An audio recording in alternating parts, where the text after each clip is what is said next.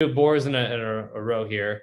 If you were to go back in time, what's the biggest mistake you would avoid at all costs to speed up your progress towards success? Sorry,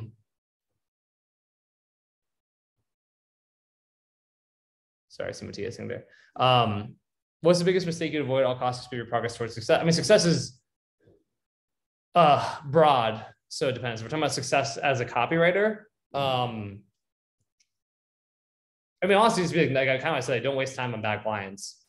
Because for every bad client, there's 5 good clients. So I wouldn't, if a client sucks and they're a drain and they're like a vampire client and they're, you know, a hassle and a headache and I'm doing all this stuff for them for free and they're never happy, but I'm so worried of, oh God, what if I lose them? It's like, sure, keep doing that, but actively work on replacing them. And then once you have a replacement, don't be like, well, but now I could make double the money, but I hate working for this person. Cause like, if you get rid of that client and fire them, then you might make like 4 or 5, 10x what you're making before.